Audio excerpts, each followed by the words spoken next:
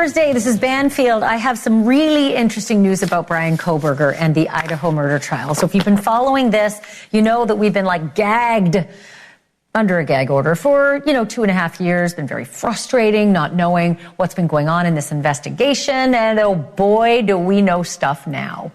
So as it turns out, Bryan Kohberger wrote a college thesis for his master's program. And can you guess what it was on? It was on a stabbing of a woman and how to process the crime scene, so that nothing would be left behind, sort of thing. Or if something was left behind, you, the processor, would know how to find it. This is big because prosecutors want to use it in the quadruple murder trial against him, right? And if you're the jury and you hear that this guy is like an expert in crime scene processing, what are you going to think about it? And then there's something else you need to know about tonight. And it's not in any court document. This comes from the very smart investigator, Jennifer Coffendorfer. Jennifer, turns out she's a runner, right? She likes to run.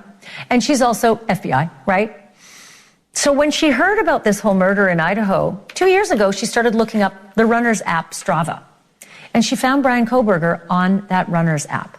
And wouldn't you know it, turns out he's quite an athlete. Like one of the top FBI class members in the running category. That's how good an athlete he is. So why is it that his defense is putting all this stuff in court documents saying he doesn't have speed or agility to be able to pull off that kind of murder? Jennifer's on tonight. She's going to dump down all these information, all the stuff that she found from the Strava app on Bryan Kohberger. And there's other stuff in there too. Weird stuff that he was doing on the Strava app at midnight. Wait till you hear about it. You may thoroughly change your mind about if he's guilty, did he pick those 4 people or did he case others?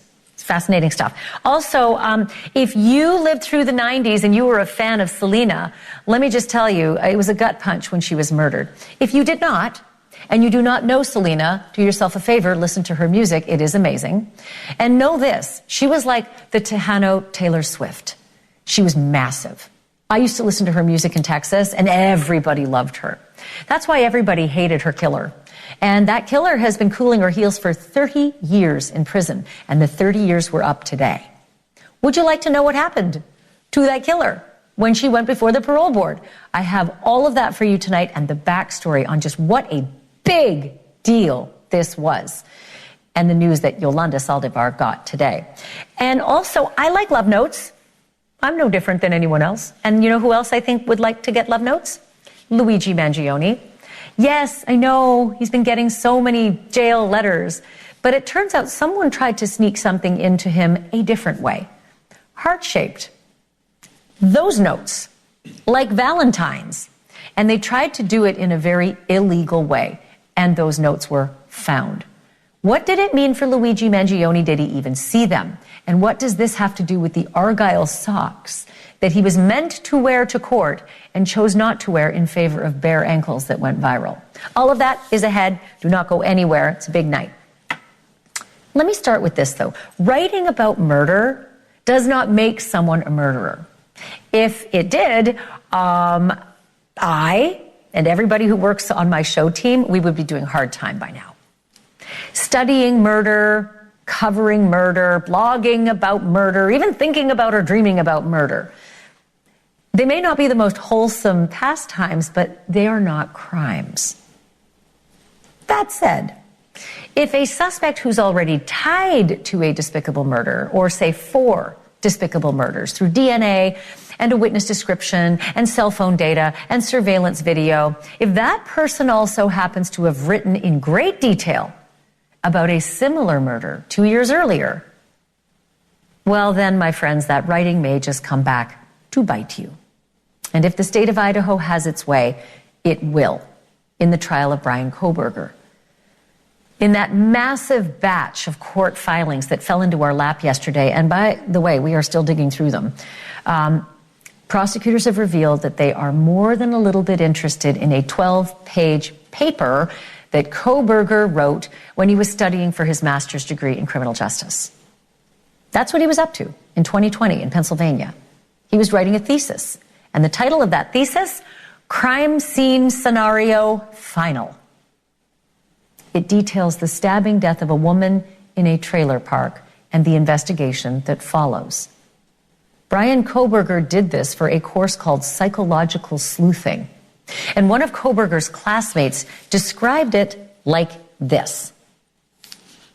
The course that I took that stands out is psychological sleuthing, where you basically enter the mind of a killer. She would give you sheets, and basically the sheets would denote and detail a crime. However, you wouldn't know who did what per se or where this was, but you'd have to, it was a group thing, so you'd get partnered up or in groups, and you would go through these activities and basically come up with a theory or a thesis and then challenge it to Dr. Ramsland.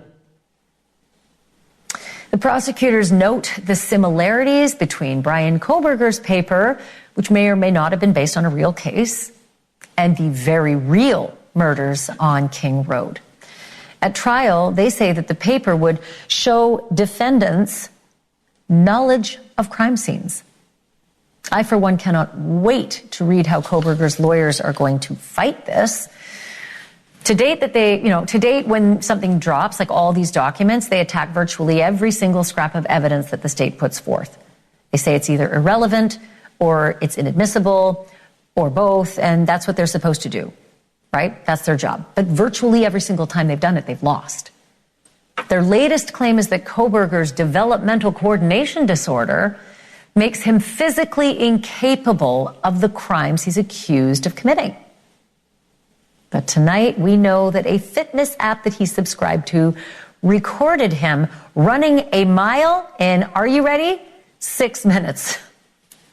I have never been able to run a mile in 6 minutes. That's not going to win him any gold medals, but it is really fast, right?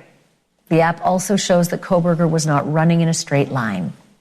He instead was zigzagging through back streets and around cul-de-sacs, and rarely running the same route twice. That's important. I'll tell you why. Because my first guest tonight is the sleuth who unearthed that data. Former FBI agent Jennifer Coffindoffer. You think the right way, because you were onto this 2 years ago. Before we knew about this developmental disorder and challenges to his speed and agility, 2 years ago as a runner, you checked the Strava app to see if he was on it, and you found that he was. Yeah, absolutely. Thank you for having me, Ashleigh. You know, when you look at somebody who's capable of killing 4 people in such a small amount of time, you're going to want to know, is this person physically fit enough to do this type of murder? And when I saw this on Strava, I got the picture of somebody that not only is very coordinated, but also very fast. So let's talk about that. You spotted his times. I saw 6 minutes-ish. Did you see like under 6 minutes? And tell me what that, like you went through the training with the FBI. Your top agents, could they run that? So, Ashleigh, at the end of training school and in the middle and at the beginning, we're timed in a 2-mile run. And for a male to receive the top number, which was a perfect 10, he had to run 6-minute miles, a 12-minute 2-mile. So this is pretty quick. It's pretty fast. No, it's not an Olympic time. It's not in the 4s or 5s, but it's fast. And for a recreational runner, it's quite an accolade to be able to run that fast. So talk to me about, okay, so we know that his app had him running, faster than the average bear, but what about the routes themselves and what a normal runner records on their Strava and why they record certain routes? Well, I found this interesting because he's sort of weaving out, as you can see, some of these some of these housing areas and developments and by them. And you just wonder, was he in training for what he anticipated doing? Understanding that you would need to be in this kind of a shape. In addition, Strava can provide such other important information. You might remember the Mo Wilson case where this was used. Her killer actually tracked her and found out where she was. So this is an app that can be used to figure out where people were. And so I thought law enforcement might use that in case Kaylee or Maddie or Xana, anybody might have used that and been part of that as well. So super fascinating that his patterns had him going up cul-de-sacs and back streets, because I started to wonder if maybe he was casing houses or looking, if he's guilty of this, was he casing houses or looking for targets before he came upon 1122 King Road? Because I think you found that much of his running was happening very late at night, like around midnight. Right. The running that we saw was at 12:45 at night, and this was back in August. And so I believe he could have still been looking for whatever target. Again, if he committed this crime, it would be very interesting for him to be able to case in this way and look and surveil and possibly pick out a target. The other issue is with the defense saying that he doesn't lack the speed or agility to pull off this kind of a crime. You discovered the kinds of surfaces that he was running on and the kind of agility that you would need to run in Pullman, Washington, in the places he was running. Right, absolutely, Ashleigh. This was through these areas where you're going to have curves, you're going to have a change in elevation from a sidewalk, say, down to the road. You're going to have different roadside surfaces, asphalt and such. And so these aren't areas that are necessarily very easy to maneuver when you're running through these types of areas. So that also tells me the agility that would be involved as opposed to, say, a track. One last question about his running, and that is the set of, the routes that he ran. He didn't have a set of routes. And I think that you explained it best by suggesting runners typically want to better their times or best their times, and they often do the same kinds of routes. Not so for Kohberger. Yeah, typically you want to run a very set pattern and distance. So if you're improving, so that where you're running is safe to run. I mean, I found the fact that he was running at 12:45 at night very unique for a runner because it is so very dark, certainly in Washington as well. In other words, that less lit areas. And so Ashleigh, it puts a runner in danger. So typically you run those paths that are safe and that don't deviate. And he wasn't running set routes. He wasn't looking like he was doing the same route over and over like a normal runner would. Right. Exactly, Ashleigh. Okay, let me flip now to the paper that he wrote for his master's program. We've all been waiting for this, right? This was the paper that's been under lock and seal for so long. It was his capstone project as a master's student, and he chose to write about a woman being stabbed in a trailer park and how to process the crime scene. Put that FBI hat on and tell me how significant his writings were, especially if a prosecutor is going to use it against him. Well, so many areas of significance. First of all, he didn't pick somebody bludgeoned or shot or that otherwise died of a drug overdose. No, he picked somebody that was stabbed. I think that is very relevant. The other thing about these writings, Ashleigh, is how well versed he is in conducting a crime scene survey, in conducting crime scene analysis. I was actually so impressed. I mean, this is exactly what they teach us at Quantico. I also went through the Federal Law Enforcement Training Center and so much other training on crime scene. And this guy wrote the book on it, so it would seem it was just very well done, very thorough. A+, I think, right? You got an A+ on this paper, and included all the things. What's that? That's what I would have given him. I don't know what he scored. Oh, that's what you gave him. Okay, but let's go through some of the things that he was savvy about in terms of processing this crime scene. Netting to make sure that you don't leave any fibers behind, booties, gloves, coveralls, and something, is it called Locard's theory? What did you find there? Right. So a couple of things. First of all, the booties he mentions and even the coveralls, he specifically says fiber free. So that means non-shedding. And that was very interesting that he put that in there, that little detail. So he already knew the importance of not wearing anything that would shed and leave behind, because he knows about Lockhart's theory of exchange, which means wherever you go, when you go into a crime scene, you leave part of yourself behind and you take part of that crime scene with you. He stresses in this paper how important it is not to leave fingerprints, to make sure you're gloved. He even talks about, Ashleigh, that hair netting.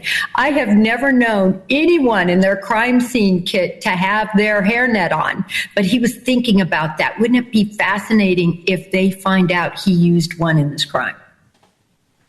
Well, I don't know if they'll ever find that, because if they think he wore a balaclava, I don't think they've found a balaclava. I haven't seen it on a manifest after a subpoena in any case.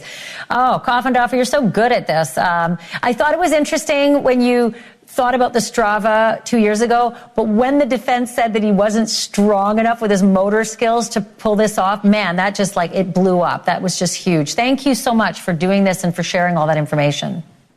Thank you, Ashleigh. Thank you so much. Jennifer Coffindoffer joining us tonight, not the last time either. And coming up just ahead, some breaking news that is a gut punch for a woman who's been jailed 30 years, but a welcome relief to fans of the Taylor Swift of the 90s. If you're old enough to remember Selena, you're old enough to remember that terrible day she was shot dead by the president of her fan club. That killer was sent away for 30 years, and those 30 years were up today. Coming up next, what the parole board in Texas just said to Yolanda Saldivar hours ago.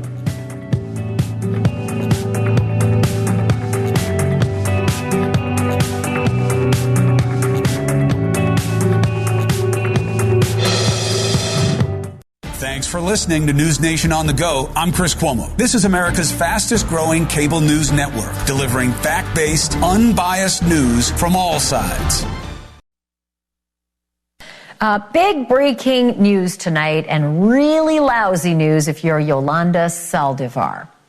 She's the woman who murdered the biggest Tejano music superstar of a generation, Selena Quintanilla, but better known to me and just about everybody else as Selena. Yolanda Saldivar just learned a few hours ago that she's going to be cooling her heels in prison for at least 5 more years till her next parole hearing in 2030. She's been serving time for a shooting. She shot Selena dead in her back. And she's been serving for 30 years, and this was her first chance at parole. But the Texas authorities shot it down, saying, after a thorough consideration of all available information, which included any confidential interviews conducted, it was the parole panel's determination to deny parole to Yolanda Saldivar and set her next parole review for March of 2030. Bottom line, the prison officials in the Lone Star State say that Yolanda Saldivar is, quote, a continuing threat to public safety. If you lived through this story 3 decades ago, you knew what a gut punch it was. Back in 1995, Selena was the Taylor Swift of Latin music, and Yolanda was flying high as the president of her fan club. But her millions and millions of fans had no way of knowing that the violence and the tragedy that was about to happen would steal their beloved superstar away. February 26th, 1995. 60,000 fans pack the Houston Astrodome for a pop sensation named Selena.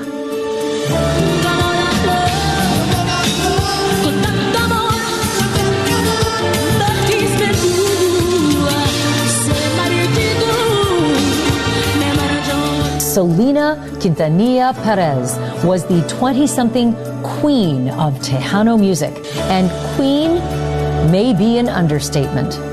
She got her start in her family's band, Selena y los Dinos. And with her father, Abraham, as her manager, Selena went about shattering barriers in a music scene dominated by men. In 1994, she became the first female Tejano artist to win a Grammy for Best Mexican-American Album. I'd like to thank my band, Los Dinos, my father, Abraham, my brother, who's a producer of my music, and also my sister. Thank you for all the support. And I also like to thank all the My Latin family. Thank you for having faith in me. I love you. Thank you. At the ripe age of 23, Selena was cemented as a superstar and was fast becoming a global icon. But it's kind of scary because you never think you're going to get that far. And now that we've achieved some of the goals that we've set out, it is kind of scary. Because you don't know what to expect after that, you know? You don't know what to want anymore. That part wasn't exactly true. Selena knew exactly which mountains she still had to climb, and she was climbing night and day. By 1995, she was working on an album called Dreaming of You, and her fans believed it would launch her to the pinnacle of mainstream pop, right alongside the likes of Madonna. But one of those fans was not like the others and brought everything. Selena's meteoric rise, her sky-high dreams, and her very life to a heartbreaking end. Yolanda Saldivar was president of Selena's fan club and went on to manage Selena's clothing boutiques and beauty salons. The brand was called Selena Etc. and opened in 1994. There were shops in San Antonio and Corpus Christi, but Selena had plans to expand into Mexico and Puerto Rico. Yolanda Saldivar should have been a big part of those plans. But in early 1995, Selena's dad discovered that Saldivar had been helping herself to more than $30,000 in forged checks. Selena didn't want to believe it. But on March 31st of that very same year, 1995, she met with Saldivar at a Corpus Christi Days Inn to have it out. The pair argued. Selena said she no longer trusted Saldivar as a friend and certainly couldn't keep her on as an employee either. At which point, Saldivar grabbed a gun and shot her idol and her boss in the back. Critically wounded, Selena nonetheless ran to the lobby, leaving a trail of blood behind her. She told the clerk what had happened and the room number where it happened. And then Selena collapsed. We have a woman ran in the lobby, said she's been shot. She's laying on the floor in his blood. Okay, what number? Okay. Where are you? How old is she? She looks about 20. Okay, who saw her? Where? She's in the lobby right now? Yes, ma'am. She just passed out. Despite desperate attempts to save her life, Selena Quintanilla was pronounced dead at Memorial Hospital at 1:05 p.m. Central Time. She was just 23 years old. Hours before, as Selena lay dying, her shooter locked herself in her truck in the motel parking lot. And for the next 10 hours, Yolanda Saldivar held a gun to her own head while police tried to talk her out. When she finally surrendered, she was taken away in front of hundreds of fans who had descended upon the Corpus Christi Days Inn when they'd learned of Selena's death. Good evening, everyone. I'm filling in for Lily Flores Vela this afternoon, who is on special assignment covering our top story. And as you may have heard, some unbelievably tragic news today. Selena is dead. Selena Quintanilla, the Tejano music superstar who was from Corpus Christi, died this afternoon at Memorial Medical Center after being shot earlier today at the Days Inn Motel. The loss was monumental. For fans, it was like losing a sister or a daughter or a granddaughter. For every teardrop that fell, look at all the smiles she brought to people's faces. You know, bitty bitty bomb bomb. People just, man, they just get wild. Just 2 days after the murder, Selena's family held a public open casket viewing attended by 40,000 mourners. The line stretched almost a mile. Meanwhile, Yolanda Saldivar pleaded not guilty to Selena's murder, saying it was an accident and that she had meant to shoot herself. After a 2-week trial and deliberations that lasted just 2 hours and 23 minutes, a jury decided otherwise. They convicted Saldivar of murder 1, for which she was sentenced to life in prison with the possibility of parole after 30 years. I want to thank me personally for everybody's prayers and everything, because we need to stick together. We're Hispanics. We need to stick together, and this is what she deserved. I felt justice was done, but I also feel sorry for her family because they have to pay the price of what Yolanda did. Yolanda Saldivar is doing her time in Gatesville, Texas, at the Patrick L. O'Daniel Women's Prison. That's about halfway between Austin and Fort Worth. And 5 years from now, when Yolanda gets another shot at freedom before the parole board, she will be 69 years old. I still cannot believe that P. Diddy is going on trial in just a couple of weeks, because it was only 6 months ago that he was arrested on federal sex trafficking and racketeering charges. But a jury of his peers is about to be selected in New York, and the evidence is expected to be salacious. And if you're wondering just how people feel about that, Harvey Levin from TMZ wondered the very same thing. After the break, the mock jury that he put together and what they said about Diddy's guilt today. That's next. You're listening to Banfield on NewsNation's audio stream. Available 24/7 on the NewsNation app, or just say, Alexa, play NewsNation. I think I stopped counting the lawsuits against P. Diddy when they reached upwards of about 20. I am referring, of course, to the suits accusing Sean Diddy Combs of some form of sexual abuse. But now we have another one tonight, because just yesterday, a photographer filed a suit in New York alleging a sex crime that he says occurred in 2022 or 2023, and Team Diddy is denying it. His lawyers tell TMZ, and I quote, "No matter how many lawsuits are filed, especially by individuals who refuse to put their own names behind their claims, it won't change the fact that Mr. Combs has never sexually assaulted or sex trafficked anyone, man or woman, adult or minor." Of course, all of those lawsuits, no matter how serious, they take a backseat to the criminal charges, federal ones, for which Diddy is still due to stand trial in early May.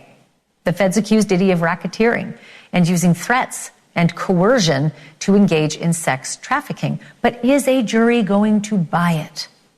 TMZ's Harvey Levin wondered the very same thing. So he put together a mock jury and he gave them a case. And the results are pretty jaw-dropping. The project is called TMZ Presents, The Downfall of Diddy, The Defense. And it just dropped today on Tubi. Take a look. But the coercion piece is, somebody mentioned about, people wanting their career to blow up or whatever. That's coercion. I mean, it's different modes of coercion. And whether or not, you shouldn't make that choice, you did make a choice, but it's coercion. That has nothing to do with sex trafficking and prostituting. No, but for the purpose of a commercial sex act. Right. Yeah, but I don't see the coercion part. Because if he willingly did it and then the person willingly accepted, I don't I think see the... one thing that I haven't heard said at this table yet is bribery. So he probably promised a lot of these people either fame, fortune, riches. Whether or not he delivered, I doubt it. So, of course, they got the case that we know now, but we don't know what's coming, right? I spoke with Harvey Levin about all of this, and here is our conversation. Harvey, what a fascinating experience, this sort of a social science experiment on the Diddy case, putting the mock jury, together. Give me your overall reaction to what you saw. I was stunned. I wasn't sure. We showed them the prosecution's case in broad strokes, and we showed them the defense's case because our new documentary is The Downfall of Diddy, His Defense. So we showed them both. And then we asked them to deliberate. It is a diverse group.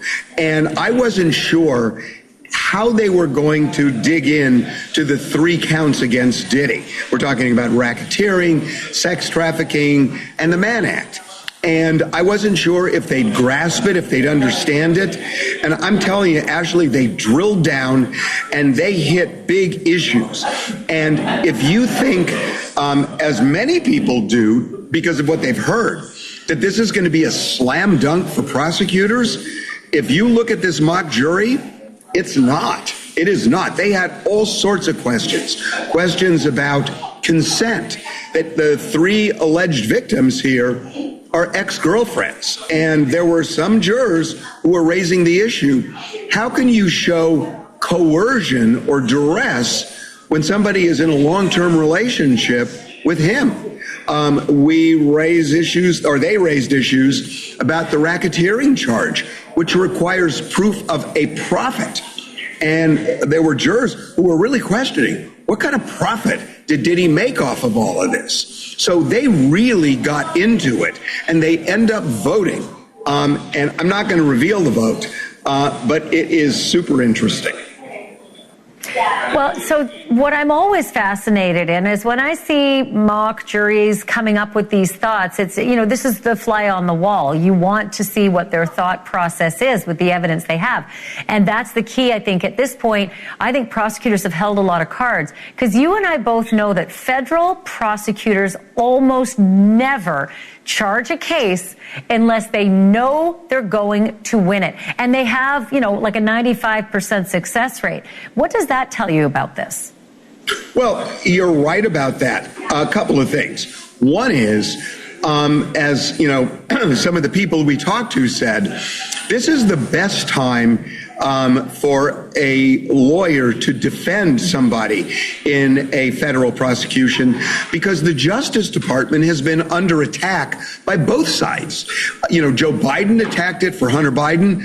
Trump attacked it for himself. But everybody is going after the Justice Department, trying to delegitimize it. And, that resonates with some jurors. So in terms of timing, with that out in the air, that may actually help the defense. The other thing that we know they're going to raise, because I spoke with Diddy's lawyer in this documentary, is race. And Ashleigh, you and I both covered O.J. Simpson. And I remember clearly Johnny Cochran saying in court, race plays a part of everything in America. The defense believes that this prosecution is actually designed as a takedown, as they put it, of a successful black man. The mock jury, unprompted, brought up issues of race. I'll give you one preview, that one of the jurors, a black juror, said there are probably 100 white dudes in Los Angeles who are doing exactly what Diddy is charged with, who haven't been charged. So, yeah, you're right about the 95%, but the timing issue and the racial issue could really have some impact.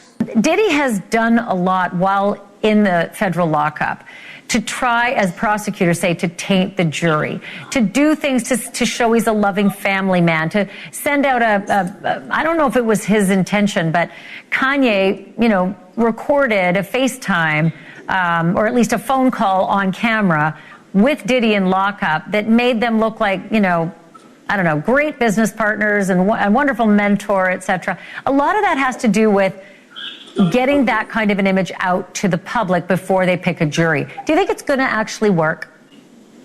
Well, a couple of things. Number one, I can tell you what I know, which is Diddy did not know he was being recorded and was upset that Kanye did it.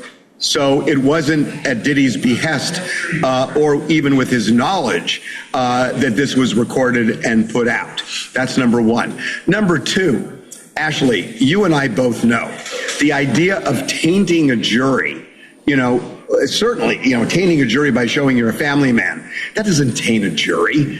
I mean, we both covered the O.J. Simpson case. How many thousands of hours did the media spend showing he killed Ron and Nicole? Yet, that jury found him not guilty. So if ever there were a case to taint a jury, it was going to be O.J. Simpson, and it didn't work.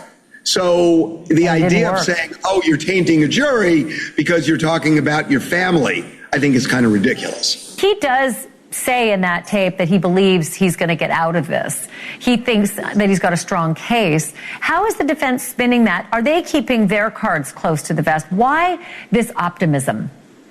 Well, look, I mean, they think that they have, and you'll see this in the documentary, on the issue of consent, they think they can score a lot of points, that they believe they can show these women consented to the freak-offs, and that there was no coercion, race is an issue. The elements of the crime, for which I mentioned, how do you show profit in this racketeering? How did he make money off these freak-offs?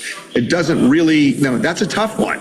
So they think that because Cassie, who is, really the star witness here, that she initially did not go to authorities. She went to a lawyer and filed a civil lawsuit. They're going to make hay of that on cross-examination. Harvey, it's great. I can't wait to see this, especially that verdict. Look at you holding it close to your vest. It's called TMZ Presents. I expected nothing less, by the way. I expected nothing less. It's called TMZ Presents The Downfall of Diddy, His Defense. It's streaming now on Tubi. Harvey, thanks so much for this. Really appreciate it. Thanks, Ashleigh. Great seeing you. And again, Diddy insists that he is innocent. His attorney says, quote, he vehemently denies the accusations and looks forward to his day in court when it will become clear that he has never forced anyone to engage in sexual acts against their will. Still to come tonight, a strange call to 911 about a strange group of people doing strange things in a home near San Diego. But when the deputy arrives, he realizes strange does not begin to tell this story. He finds 39 bodies, all dressed the same, all dead, all covered in shrouds. If you're old enough, you probably remember this as the Heaven's Gate cult suicides. They happened this very week, 28 years ago. But did an astronomer actually predict this? The story you may never have heard is next. The great thing about NewsNation is there's such a premium on being on the ground for major stories. We hear the artillery going off here. My name is Robert Sherman. I'm a correspondent for NewsNation who covers the White House and foreign affairs. What do you say to Americans who have seen their retirement accounts fall in recent day? The perspectives of all Americans matter, and I want to bring their views, their everyday realities into our everyday coverage. NewsNation, news for all Americans. In my line of work, there is nothing worse than old news, but there's nothing better than revisiting some mind-blowing crime or scandal from back in the day. So I take you back to the night of March 26th, 1997. That's 28 years ago this week, when 39 members of the Heaven's Gate cult were found dead in a house near San Diego.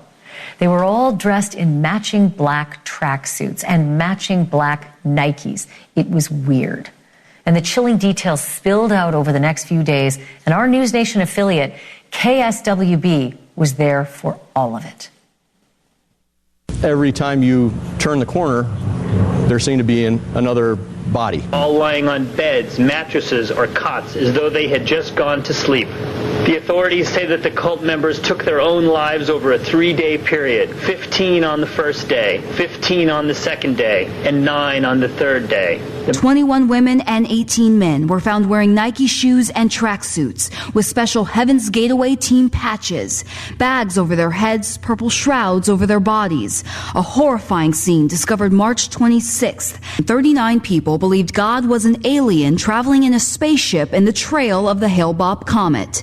This planet is about to be recycled, refurbished, started over. God was planning to recycle the Earth, meaning these chosen 39 had to kill their earthly body to get on the spaceship and ascend to the next evolutionary level. The cult's leader, Marshall Applewhite, had his followers totally brainwashed, leaving them not only willing, but happy to eat applesauce laced with barbiturates, washing down the deadly meal with vodka.